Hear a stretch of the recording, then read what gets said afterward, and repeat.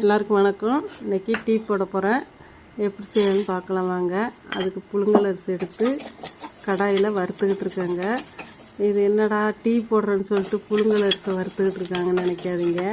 எங்கள் அப்பாவுக்கு வந்து பால் டீ பிடிக்காது, அதனால் இப்படி தான் டீ பிடிக்கும். அதனால் நாங்கள் இப்படி தான் டீ வச்சா எங்கள் அப்பாவுக்கு மட்டும் இல்லை, ஊருக்கே பிடிக்கும். இந்த டீ செம்மையாக சாப்பிடுவோம்.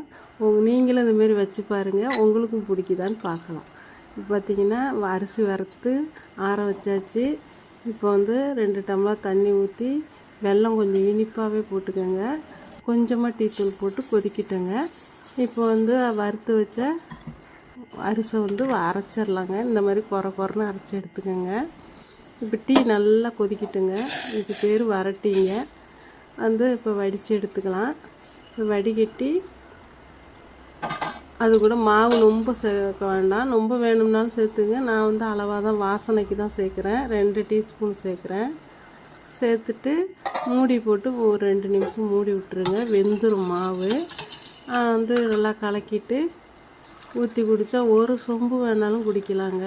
டீ குடிச்சிக்கிட்டே இருந்தாலும் குடித்தது மாதிரியே தெரியாது, அம்புட்டு டேஸ்ட்டாக இருக்கும். இதுமாரி நீங்கள் செஞ்சு பாருங்கள். குடித்து பார்த்துட்டு எப்படி இருக்குன்னு சொல்லுங்கள். நாங்கள் வந்து இந்த டீ வச்சாக்கா எங்கள் வீட்டில் யார் பக்கத்தில் இருந்தால் கூட எனக்கு டீ கொடுன்னு வந்துடுவாங்க.